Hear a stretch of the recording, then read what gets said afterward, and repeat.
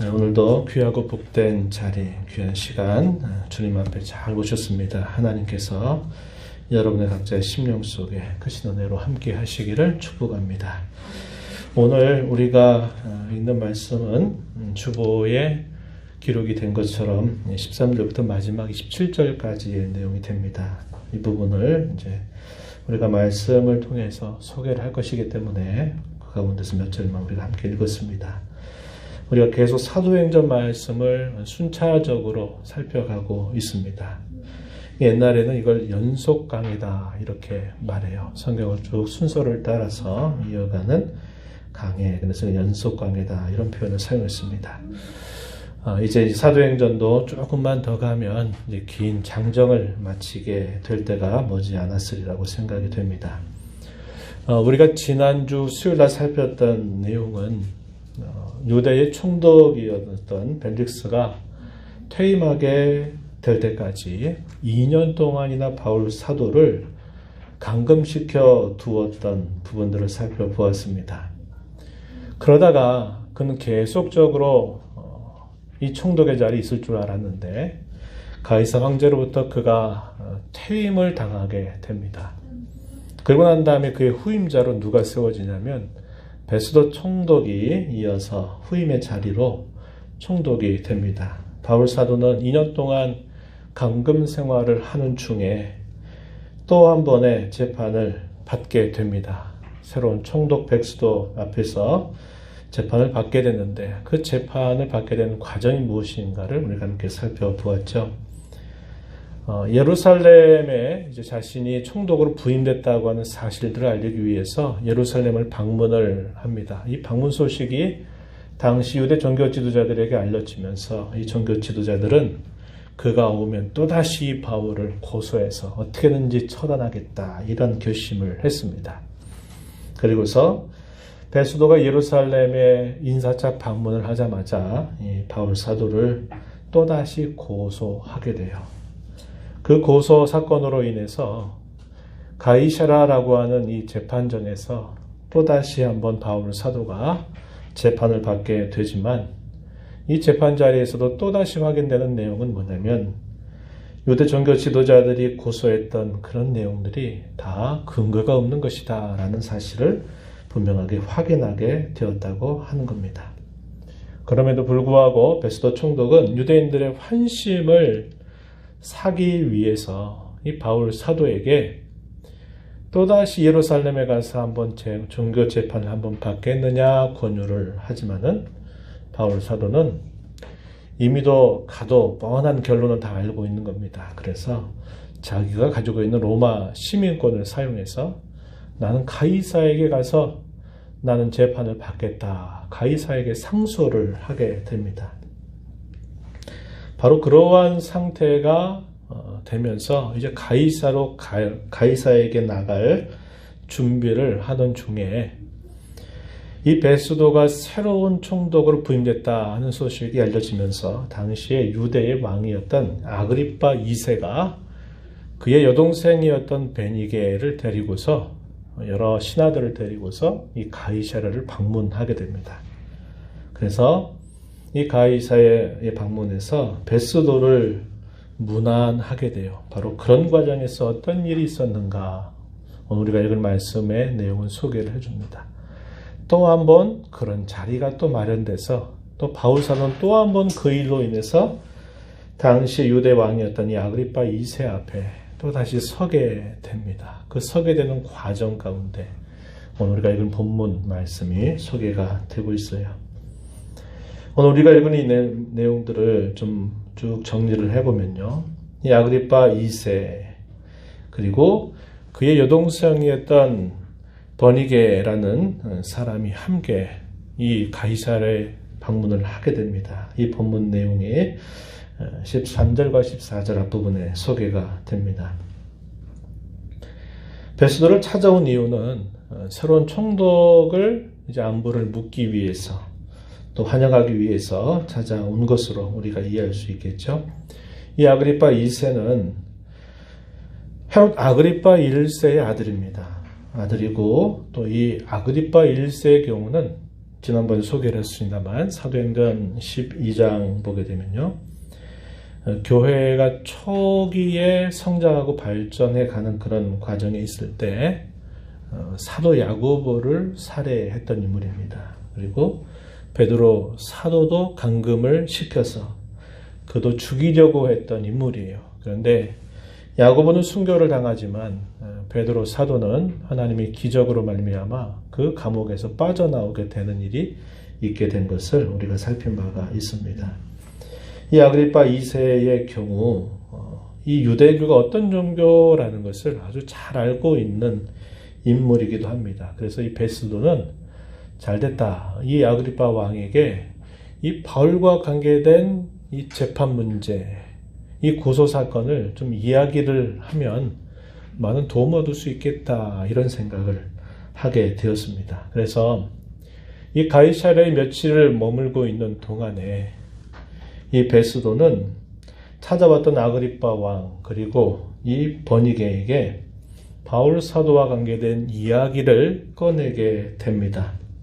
꺼내게 되면서 이 바울의 고소 사건이 어떻게 지금까지 경과가 지나왔는지 그 내용을 쭉 소개를 하게 됩니다. 이 내용이 사도행전 25장 14절 하반절부터 21절까지 쭉 소개가 된다 하는 겁니다. 베스도는 자신이 부임한 후에 그 경과 보고하는 내용을 잠깐 좀 짚어보면 베스도는 자신이 총독을 부임하고 난 다음에 예루살렘으로 내려갔다고 이야기합니다. 그런데 내려가자마자 기다렸다고 하는 듯이 종교 지도자들이 바울 사도를 또다시 고소했다고 말합니다. 이미 그때는 2년 동안이나 가이사랴에 감금되어져 있는 그런 상태였다는 거죠. 하지만 베스도가 봤을 때 로마 사람의 법에 따라서 그들이 아무리 고소를 한다 해도 그저 그들만의 이야기를 듣고서 재판을 할 수는 없는 상황이었기 때문에 피고에게도 변명할 기회를 줘야 된다. 이렇게 유대 전교자들에게 대답을 했다고 이야기합니다. 다음 날에 이 법정으로 찾아왔어요. 이 바울을 고소하는 고소자들이 찾아와서 많은 근거들을 제시했다고 말합니다. 하지만 이 베스도는 그를 처단할 만한 아무런 혐의가 하나도 없었다고 이 아그리파 왕에게 대답을 해줘요. 17절 한번 가서 보시면은 이렇게 베스도가 아그리파에게 보고를 하는 겁니다. 그러므로 그들이 나와 함께 여기 오매 내가 지체하지 아니하고 이튿날 재판자리에 앉아 명하여 그 사람을 데려왔다. 바울 사도를 다시 한번 베스도 총독의 법정 앞에 세웠다. 이걸 말하는 것입니다. 이어지는 말씀 18절 보면 원고들이 유대인 종교 지도자들을 말합니다. 서서 내가 짐작하던 것 같은 악행의 혐의는 하나도 제시하지 아니했다. 이렇게 이야기를 합니다. 그리고서 베스도가 그런 재판을 쭉 주관하면서 자신이 파악된 그 핵심이 무엇인가를 아그리파에게 요약하기를 19절에 표현한 말씀을 보면요. 이렇게 말합니다. 그들은 오직 그들 자신들의 종교 또는 예수라 하는 이에 죽은 것을 살았다고 주장하는 그 일에 관한 문제 그거 외에는 다른 그 어떤 것도 아니었다라고 그 재판의 핵심적인 내용을 요약해서 이 아그리파 왕에게 경과 보고를 올리게 된 겁니다. 재판할 문제가 아니라고 판단해서 이 바울에게 또다시 예루살렘으로 다시 가서 재판을 받겠느냐 물었을 때 이 바울은 가이사에게 상소한다라고 대답을 했기 때문에 이 가이사에게 보내게 될 때까지 그를 지금 지켜두고 있는 상태에 있다. 그래서 자신이 총독으로 부임한 이후로부터 지금까지 있었던 이 바울과 관련된 모든 이야기를 아그리파 왕 앞에 다 그 이야기를 자세하게 경과보고를 하게 된 것입니다. 이 말을 들었던 아그리파 왕이 어떻게 반응을 하냐면 22절에 보면은 그러면 나도 이 바울의 이야기, 그 사람의 이야기를 나도 좀 직접 들어보고 싶다. 이렇게 베스도에게 대답을 하게 됩니다. 그러자 이 베스도가 아그리파 왕에게 내일 자리를 마련할 테니 거기서 한번 당신께서 이 사람을 한번 만나 보십시오. 대답을 하게 됩니다. 그리고 다음날 아침에 베스도는 바울을 만날 자리를 마련했어요. 그렇게 함으로써 바울 사도는 지금 여러 차례의 재판정에 서게 된 거죠. 이제는 어디 앞에 서냐면 당시에 유대의 왕이었던 아그리파 2세 왕 앞에, 그리고 그와 함께 따라와 있고 그 지역에 있는 소위 고위층들의 한자리에 모여있는 그곳에 바울 사도를 불러들이게 되는 겁니다. 그래서 또 한 번 재판 같은 그런 상황을 바울 사도가 맞게 된 거예요. 오늘 우리가 읽은 말씀 중에서요, 23절 말씀 보면은 그 자리에 초대된 인물들이 소개가 되는데, 베스도 총독이 당연히 있겠죠. 그 자리를 주재했기 때문에 있고, 그 자리에는 아그리파 왕, 그리고 그의 여동생이었던 버니게, 공주죠.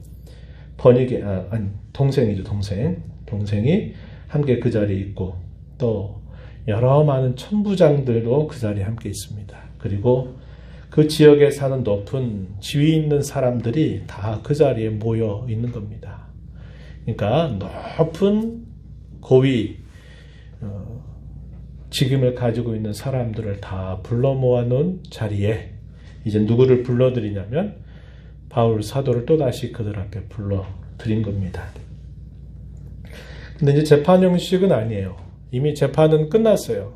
아까도 말씀드렸듯이 바울 사도가 가이사에게 상소한다라는 말을 했기 때문에 더 이상의 재판은 필요 없어요. 이제 시간이 되면 바울을 로마로 보내서 황제 앞에서 재판을 받게 하는 일만 남아 있습니다.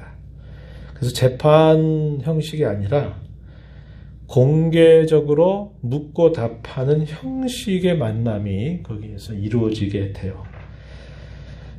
오늘날로 말하면 일종의 청문회 같은 자리라고 보시면 돼요. 청문회 하는 자리가 어떤 자리입니까? 한 사람을 불러놓고 이런저런 질문들을, 하고 싶은 질문들을 던지고 그 질문에 대한 답변을 듣고 하는 자리입니다. 청문회예요. 이런 자리를 마련하게 된 그 취지가 무엇이냐 하니까 아그리파 왕의 요청도 있었지만은 이 베스도 총독이 이제 자기가 해야 할 일이 뭐냐면 바울 사도가 황제에게 상소를 올렸기 때문에 이 상소를 올렸는데 이 베스도가 왕에게 어떤 자료를 보여줘야 될 거 아니겠어요? 근거도 없고 자료도 없이 그저 황제께 상소했으니 보냈으니까 황제께서 판단해서 알아서 재판하십시오. 이렇게 할 수는 없는 겁니다. 그래서 이 베스도 총독은 어떤 사실관계, 이것을 분명히 어떤 자료로 만들어서 황제에게 이 자료를 같이 보내야 돼요. 바울 사도와 함께. 그래서 그 자료를 만들기 위해서 그런 자리를 마련해서 그 이야기들을 잘 듣고 정리하고자 하는 뜻이 있었다고 하는 거예요. 그리고 거기에 모여있는 사람들 앞에 베스도는 이 바울 사도를 무리들에게 소개하게 됩니다. 그 소개하는 내용이 24절부터 27절까지 쭉 소개가 되어 있어요.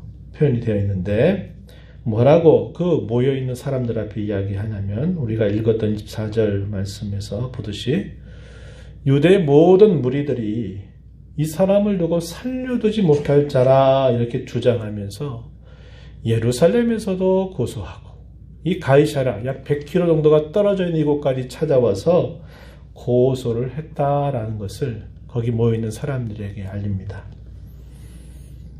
그리고서 또 뭐라고 말하냐면 자신이 살펴보았는데 그를 죽일 만한 죄를 결코 찾지 못했다라고 무리들에게 이야기를 해줍니다. 25절 앞부분에 그렇게 이야기를 하죠. 그런 과정에서 이 바울이라고 하는 사람이 황제에게 상소를 올린 상태이기 때문에 그 황제에게 올릴 만한 확실한 사실들을 좀 찾아보기 위해서 이렇게 오늘 여기 여러분들 앞에 이 사람을 세웠다. 이렇게 베스도가 이야기를 하는 것입니다. 26절에 보면은 그에 대하여 황제께 확실한 사실을 아실 것이 없으므로 신문한 후 상소할 자료가 있을까 하여 당신들 앞, 특히 아그리빠 왕 당신 앞에 그를 내세웠습니다. 이렇게 말합니다. 제목이 뭔지도 밝히지도 않고 제수를 보내는 것은 우리 로마법의 명예를 실추시키는 일이기 때문에 이렇게 하는 것이니 당신들께서 이 바울이라고 하는 사람에게 잘 물어보고 또 질의를 해달라 이렇게 이제 부탁을 한 다음에 이제 바울을 그들 앞에 세웁니다. 이제 그 내용이 이제 우리가 다음번에 읽어가게 될 26장에 보면은 바울 사도가 거기서 무슨 말을 했는지 그 말을 들었던 이 베스도 총독의 반응뿐만 아니라 아그리빠 왕의 반응, 이것이 이제 우리가 다음번에 살피게 되는 26장에서 우리가 확인하게 되는 내용입니다. 참 감격스러운 말씀을 우리가 다음번에 함께 살펴보게 될 거예요. 오늘의 이야기는 이렇게 간단한 이야기가 됩니다. 그런데 우리가 여기서 좀 몇 가지를 좀 생각을 함께 해보고자 하는 거예요. 첫 번째 좀 생각을 같이 했으면 하는 부분은 이런 부분입니다. 우리가 살아가는 모든 삶은 말씀이 실현되는 현장이다 라는 사실을 우리가 생각하게 된다는 거예요. 우리가 살펴봤던 것처럼 바울 사도는 어떤 제목도 없고 고소자들의 거짓 고소에 의해서 이렇게 저렇게 떠밀려서 2년이라고 하는 세월 동안 가이사랴에 와서 내가 죄도 없는데 무고한데 감옥 생활을 해온 것입니다. 참 지루하고 괴롭고 답답한 시간들이 될 수 있는 거예요. 오늘날 어떤 일이 하나의 재판이 이렇게 이루어지게 될 때 그 재판 과정이 상당히 깁니다. 지루해요. 결코 금방 끝나는 것이 아니라는 겁니다. 그런 이유는 어떤 문제들을 좀 더 정확하게 판단해서 가급적 실수하지 않으려고 하는 뜻이 있는데 그것을 오늘 많은 사람들은 그것을 악용하죠. 정치인들 또 여러 경제사범들 이런 거 악용하고 심지어 이단들도 정통 교리를 가지고 있는 신학자나 목회자들을 이 재판의 지루한 과정을 이용해서 아주 힘들게 만들어 버려요. 하나 예를 들면 서울에서 예를 들어 이게 지금 목동에서 어떤 신학자가 있잖아요. 근데 그 신학자가 자기들의 교리를 비판해요. 그러면 이 사람이 여기서 고소하는 게 아니에요. 명예훼손으로 고소하는데 여기서 하는 게 아니라 저 지방에 가서 지방 법원에서 고소를 합니다. 그러면 이 서울에 있는 이 사람이 여기서 받는 게 아니라 그 지방 법정으로 가야 돼요. 이 사실이 가려지는 데는 시간이 굉장히 긴 시간이 필요하고 그 과정에서 진을 빼놓는다 이 말이에요. 그러니까 너 앞으로 또 그런 일 또 하지 말라는 거죠. 이단들이 이런 것들을 이용해 가지고 많은 자신들의 교리를 비판하는 신학자들이나 목회자들을 아주 심신을 괴롭히는 수단으로 이걸 사용해요. 이건 약간 여담 같은 이야기인데 어쨌든 바울 사도가 2년 동안이나 이 가이사랴에 감감한 생활은 참 지루하고 힘겨운 시간입니다. 그리고 그가 죄라고 말할 만한 것이 없다는 것이 이미 종교법정에서도 있었고 총독이 바뀌는 과정에서 몇 번이나 이런 일들이 있었는데 죄가 없다 다 말하는데 놓아주지는 않고 계속 감금된 생활을 하고 있는 겁니다. 진이 빠질 만한 그런 시간들이라는 거예요. 그런데 다르게 보면 이 과정들은 하나님께서 자신을 부르실 때, 자신을 처음 부르실 때 그에게 하셨던 주의 말씀이 있었어요. 뭐라고 말하냐면 이렇게 말씀하셨어요. 사도행전 9장 15절에 보면 이 사람은 내 이름을 이방인과 임금들과 이스라엘 자손들 앞에 전하기 위하여 택한 나의 그릇이다. 이런 말씀을 예수님이 당시에 사울이라고 많이 이름 썼죠. 사울에게 하셨던 말씀이에요. 전하기 위해서 누구를? 나를 핍박했던 주님 자신을 전하기 위해서 택한 그릇이다. 누구들 앞에서? 많은 이방인들 앞에, 그리고 임금들 앞에, 이스라엘 자손들 앞에 나를 전하기 위해서 택한 나의 그릇이다. 이런 말씀을 하셨는데, 바울 사도는 자기가 이렇게 보내고 있는 기나길고 지루한 시간들을 살펴보면 하나님이 하셨던 이 말씀이 이렇게 실현되고 있구나를 그는 경험하게 된 겁니다. 그의 속심정을 모르는 보통 사람들이 봤을 때는 정말 힘든 시간들이다. 참 이거 너무 괴롭고 안타깝고 억울한 시간들이겠다. 이런 생각이 들 수 있지만은 그는 예수님께서 자신에게 하셨던 그 말씀을 떠올리고 그는 여러 법정들 앞에 서지만 결코 겁을 먹거나 두려워 떨거나 하지 않는 거예요. 왜 그럴까요? 자신이 본 바, 자신이 확신하고 있는 바, 그것을 이런 기회 아니면 내가 어떻게 이 사람들에게 말할 수 있을까, 이런 생각을 했을 겁니다. 그래서 결코 주눅들지 않았어요. 사내들인 법정에 그 무수하게 많은 사람들이 그를 짓누르고 죽이려고 하는 그 무서운 듯한 표정들, 하나하나 찌르는 그 사나운 말들, 가시와 독침이 스며있는 그 말들을 자기를 향해서 퍼붓는 사람들 앞에서도 그는 주눅들지 않는 겁니다. 총독 앞에 섰어도 그는 두려웠지 않아요. 왜 그럴까요? 자신이 죄가 없다고 하는 사실과 하나님께서 자신을 붙들고 있다는 것을 알고 그가 하나님 앞에서 양심에 거리끼지 않는다는 것을 확신했기 때문에 그는 이런 많은 재판의 과정들이 억울하고 힘들고 괴로운 시간들일 수 있지만은 그렇게 받지를 않고 도리어 이것을 통해서 그는 임금들에게 자신이 그토록 사랑하고 자신이 그토록 위하는 예수님을 전하는 것을 참으로 귀한 기회로 여기면서 이 과정들을 이겨나가는 모습을 우리가 볼 수 있다고 하는 겁니다.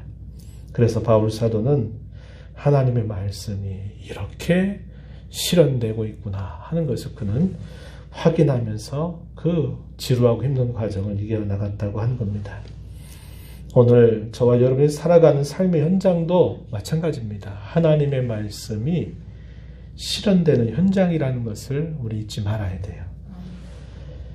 근데 여기에는 두 가지 면이 있어요. 하나는 뭐냐면 좋은 일로 실현되는 현장이 될 수도 있고 또 하나는 좋지 못한 일로 실현되는 현장일 수도 있다는 것을 우리는 꼭 생각해야만 합니다. 이게 무슨 말이냐면 하나님께서 약속하셨던 그 선한 말씀이 내가 지금 살고 있는 이 현장이 때로 괴롭고 지루하고 힘겨운 시간들일지라도 그 선한 말씀이 내게 실현되는 현장이 되어야지 반대로 그러면 안 된다. 그렇게 하면 이렇게 된다. 하나님이 우려하시는 그런 말씀들이 마치 그대로 실현되는 현장이 된다면 이것은 우리에게 참 안타까운 일이 될 수 있다는 거예요. 예적의 모세가 광야인 이스라엘 백성들에게 그런 말을 하죠. 오늘 너희 앞에 생명과 사망 또 복과 화가 너희 앞에 놓여 있다. 너희가 길을 택해라. 길을 택하되 어디를 택하라고 말하냐면 생명과 복의 길을 택해라. 반면에 사망과 화의 길을 택하지 말아라. 이렇게 광야에 모여있는 하나님 백성들에게 모세가 그렇게 말을 합니다. 그런데 결과적으로 이스라엘 백성들이 갔던 그 걸음은 어디에 가까운 길이었어요? 선한 말씀이 그들에게 실현되는 현장이라기보다는 하나님이 우려했던 그 일이 그들의 삶 현장에 실현되는 모습으로 그들의 삶이 이루어졌다는 것을 우리는 알고 있어요. 오늘 저와 여러분이 살아가는 삶의 현장도 하나님의 말씀이 반드시 실현되는 현장임을 기억해야 되고 그것만 기억하지 말고 뭘 기억해야 되느냐? 하나님께서 약속하신 선한 말씀이 내 삶의 현장에서 실현되는 것을 경험하는 것이 중요하다 이 말이에요. 징계 받는 것도 물론 유익이 되지만 징계받고 괴로워하고 힘들고 결국 하나님이 우려했던 그 일을 경험하게 되는 현장이 되지 않도록 하루하루의 삶을 하나님 앞에 잘 살아가는 자세가 우리에게 요구된다고 하는 거예요. 그 선하고 좋은 일이 뭘까요? 하나님의 나라의 일입니다. 하나님의 나라를 구하는 것이고요. 복음을 위해서 살아가는 것이고 복음의 증인으로 살아가는 삶. 그러다가 어려운 일을 만나고 힘겨운 일이 있다 하더라도 하나님이 때가 됐을 때 적당한 방법으로 하나님이 그들에게 은혜를 주셔서 그 선한 말씀이 실현되는 현장이 되는 것이야말로 저와 여러분이 가장 복된 삶이 된다고 하는 것입니다. 그걸 우리가 늘 기억하면서 하루하루가 긴 이 코로나 시대를 살아가고 극복이 되는 것처럼 보이다가 또 감염자들이 많으면 또 우려가 우리에게 섞여오고 하는 이런 일들이 계속 지나가는 현실 속에 있지만 우리가 있어야 할 자리, 내가 마음을 두어야 할 곳, 우리가 거해야 할 자리, 그것이 어딘가를 잘 분별해서 있어야 할 자리에 있되 하나님의 선한 말씀이 응하는 현장에 내가 늘 있기를 다짐하고 힘쓰는 저와 여러분이 되자고 하는 거예요. 두 번째는 이겁니다. 복음의 진리야말로 모든 재판의 가장 중요한 기준이 된다. 조금 모호한 이야기지만 제가 이야기를 좀 더 풀어보겠습니다.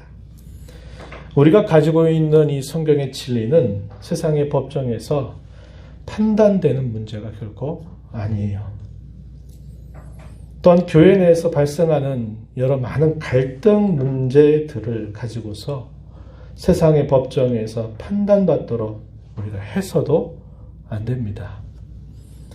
당시 유대 종교 지도자들이 행했던 아주 악한 일 가운데 하나가 뭐냐면 자신들이 종교 재판을 통해서 종교적인 문제를 가지고 재판을 했는데 그 재판이 안 이루어지고 그 재판이 안 됐어요. 그럼 그걸로 끝냈어야죠. 그런데 이 유대 종교 지도자들이 어떻게 했습니까? 저 사람들은 전염병에 걸린 사람들, 천하를 어지럽히고 소란시키고 가이사의 질서를 무너뜨리는 사회에서 없어져야 될 사람, 아까도 우리가 읽었던 말씀입니다. 살려둬서 안 될 자, 이런 식으로 고소를 해가지고 바울사도로 어디로 했어요? 세상의 법정에다가 계속 고소를 한 겁니다. 종교적인 진리에 관계된 문제로 그게 가르지 않으면 그걸 끝냈어야죠. 그런데 바울사도에게 거짓된 고속거리를 뒤집어 씌워서 전염병에 걸리게 하는 사람, 연병에 걸린 사람 이렇게 말하면서 세상 법정에다가 고소를 하게 되었다 하는 겁니다. 이게 대단히 큰 타락의 내용이었다라는 것을 우리가 알게 돼요. 고린도서 6장에 보면요. 고린도 교회의 큰 문제 가운데 하나가 바로 이런 문제였습니다. 교회 내에서 충분히 가려져야 될 그런 문제들을 가지고 세상의 법정에다가 그것을 고소해서 세상 법정에서 판결해달라고 하는 일이 있었단 말이에요. 바울 사도가 이거에 대해서 얼마나 개탄해하고 얼마나 그들을 책망하는지 몰라요. 그 내용이 고린도서 6장 1절에 쭉 소개가 되는데 바울 사도가 이렇게 개탄해하면서 그들을 책망하게 됩니다. 이렇게 말해요. 너희 중에 누가 다른 이와 더불어 다툼이 있는데 구태여 불의한 자들 앞에서 고발하고 성도 앞에서 하지 아니하느냐. 교회의 질서 가운데 그 교회 질서를 다스리는 법이 있고 그 법을 따라 얼마든지 판단될 문제를 거기서 가리지 않고 세상의 불의한 자들, 이 말은 불신자들, 세상의 법정에 있는 사람들 앞에서 그 문제를 고소했느냐 이것으로 표현하고 있는 말이죠. 2절에 보면 이렇게 말합니다. 성도가 세상을 판단할 것을 너희가 알지 못하느냐? 세상도 너희에게 판단을 받겠거든 지극히 작은 일 판단하기를 감당하지 못하겠느냐? 이렇게 말합니다. 또 3절에 보면 이렇게까지 말해요. 우리가 천사를 판단할 것을 너희가 알지 못하느냐. 그러하건 하물며 세상 일 이걸 판단하지 못해서 세상의 법정에 이런 문제를 고소하느냐. 이렇게 말하는 거예요. 여기 보니까 뭐라고 말해요? 성도는 세상을 판단하는 사람들이다. 이렇게 말하죠. 심지어 천사들까지도 판단하는 자들이 바로 성도들이다 라고 바울 사도가 가르쳐 주고 있습니다. 그래서 여기서도 그렇게 개탄하면서 하는 그 말이 종교적인 이런 진리의 문제, 성경의 진리가 세상의 법정에서 판단받아서 그건 이렇다 저렇다 이렇게 될 수 있는 문제도 아니거니와 교회 내에서 얼마든지 해결될 만한 그런 사소한 문제들을 가지고 세상에 그것을 했느냐 이렇게 말하면서 심히 책망하는 모습을 보여주고 있어요. 당시의 종교 지도자들이 이런 일을 한 겁니다. 이런 일을 한 거예요. 그래서 우리는 기억해야 돼요. 우리가 믿고 우리가 신뢰하는 이 복음의 진리를 가지고 우리는 세상에 아무리 높다고 말했던 자들, 세상에 많은 지혜를 가지고 있던 사람들조차도 우리가 판단할 수 있다는 거예요. 이런 놀라운 권세가 성도인 저와 여러분에게 주어져 있다고 하는 사실들을 우리가 기억해야 돼요. 오늘날 이게 막 얽히고 섞여서 막 교집합처럼 만나는 데가 있어요. 예를 들면 지금 우리 한국 사회에 일어나고 있는 우리가 심히 우려하고 있는 것들, 차별금지법, 인권 문제를 가지고서 계속 지금 국회의원들 가운데 이걸 법안으로 계속 통과시키려고 하는 이들이 있어요. 하나님이 창조주에 내셨던 남자와 질서의 역할과 자리 문제, 남녀를 구별해서 지으셨고 남녀가 가정을 이루고 하나님께서 이것을 인류해내신 법인데 지금은 이런 문제를 입법화 시켜가지고 남자와 남자가 가정 이루는 게 뭐가 잘못됐냐, 여자와 여자가 가정 이룰 수 있지 않냐, 심지어는 이게 더 가게 되면 굳이 사람과 사람 사이에 가정 이룰 필요 있냐, 사람과 짐승 간에 결혼해가지고 내가 개와 함께 내가 가정 이룬다 그러면 누가 뭐라냐, 이런 식의 지금 법을 소위 세상법을 위반하려고 하는 법을 세우려고 하는 자들이 이런 일들을 하고 있어요. 이건 심히 두려운 일입니다. 이렇게 되면 안 돼요. 지금 학교에 우리 지금 청소년들의 인권조례라고 하는 게 있어가지고 선생님들이 아이들을 체벌하는 것도 신고만 하면 선생님들이 오히려 범죄자가 되어버리는 일이 나타나고, 남녀를 좀 구별해서 이야기하면 그 차별이에요 라고 말하면 경찰이 와가지고 그 조사해가지고 또 그런 말 했다고 잡아들이고, 이런 식의 지금 이런 인권 조례들이 소위 인권이라고 하는 그 이름 하에서 아주 이것이 은밀하고도 교묘하게 이런 일들이 진행되려고 하고 있다는 거예요. 하나님의 큰 진노를 부른 일이 될 겁니다. 그래서 우리가 이런 부분들을 조심해야 된다는 거예요.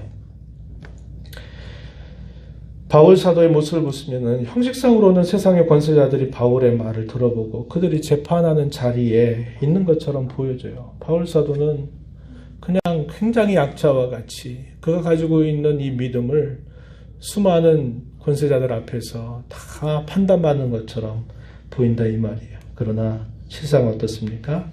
바울 사도는 그들에게 복음의 진리를 선포함으로써 그들을 진정으로 재판하고 있다라는 것을 우리는 생각할 수 있어야 돼요. 어떤 재판입니까? 그 복음의 진리를 믿고 듣고 믿으면 그들에게 구원이 주어지게 되지만은 그 복음을 오롱하고 거절하고 믿지 않게 되는 자들에게는 영원한 심판이 선언되고 있다는 것을 우리는 볼 수 있어야 돼요. 그래서 제가 어떤 기회에도 말씀을 드렸지만요, 우리가 믿는 이 복음의 진리는 천국 열쇠와 같은 거예요. 그래서 그것이 땅에서 매면 하늘에서도 매이고 땅에서 풀면 하늘에서도 풀린다라고 성경이 우리에게 가르쳐 줍니다. 바울 사도니 고린도 교회에 보낸 편지 앞부분에서 그렇게 말해요. 십자가의 도가 멸망하는 자들에게는 미련한 것이고 구원을 받은 우리에게는 하나님의 능력이라고 담대하게 선포합니다. 이 세상의 지혜로 하나님을 알 수 없다고 말해요. 그러면서 우리는 십자가에 못 박힌 그리스도를 전한다 이렇게 말하는데, 이것이 얼마나 용기백배하고 이것이 얼마나 넘넘하게 하는 그런 말인지 몰라요. 저와 여러분은 하나님의 은혜로 이러한 진리를 들은 사람들이고, 이런 진리를 듣고 믿음을 가진 사람들이고, 이러한 진리를 따라 하루하루를 살아가고 있는 존귀한 자들입니다. 복음이 짓밟히지 않도록 해야 돼요. 오히려 우리가 믿고 확신한 이 복음이야말로 세상의 모든 자들, 심지어 천사들까지도 판단하는 그런 소중한 잣대가 된다는 것을 우리가 꼭 기억하고, 이 복음의 진리를 아는 일, 그리고 이 복음 진리를 굳게 붙들고 세상 가운데서 담대하게 살아가는 저와 여러분이 되어야 하겠습니다. 우리가 섬기는 교회, 또 우리가 살아가면서 우리 가슴에 품고 있는 이 복음의 진리가 이러한 놀라운 힘과 능력을 가지고 있다는 것을 기억하면서 복음을 맡은 자로, 이 복음을 가진 자로 저와 여러분의 남은 삶을 하나님 앞에 살아가게 되기를 진심으로 바랍니다. 하나님 아버지, 오늘도 저희들을 불러주셔서 은혜의 보호자 하나님의 면전에 저희들을 세워주셔서 감사합니다. 전에는 어두움이었고 흑암에 앉은 백성이었고 빛을 보지 못했던 저희들에게 우리 하나님께서 생명의 빛으로 예수님을 보내주셔서 우리로 빛의 백성이 되게 하시고 빛된 하나님의 나라의 백성이 되게 하시고 참빛이신 진리의 말씀을 믿고 가슴에 품고 살아가는 존귀한 자가 되게 하신 것을 감사드리옵나이다. 이러한 진리를 가진 자로서 세상 가운데서 복음을 위하고 이 복음의 증인으로 살아가는 것을 부끄러워하거나 이것이 마치 별것 아닌 것처럼 여기며 살지 않게 하시고, 바울 사도가 종교재판 자리에 서 있을 때, 또 세상의 법정 앞에 여러 차례 서 있을 때, 그가 죄가 없음에도 불구하고 2년이라고 하는 시간, 지루하고 힘겨운 시간들을 보내는 중에도 결코 주눅들지 않고 오히려 그들 앞에 서는 자리를 참 진리의 말씀으로 그들에게 참된 재판이 무엇인가를 보여주는 그러한 역할을 감당했던 모습을 살펴보았습니다. 저희가 가진 진리의 말씀이 이러한 힘과 권세와 능력이 있음을 알고 이 복음을 위하여 살아가는 저희가 되게 하시고, 저희가 살아가는 삶의 현장이 하나님의 선한 말씀이 실현되는 현장이 되도록 늘 저희들을 인도하여 주옵소서. 예수님 이름으로 기도하옵나이다.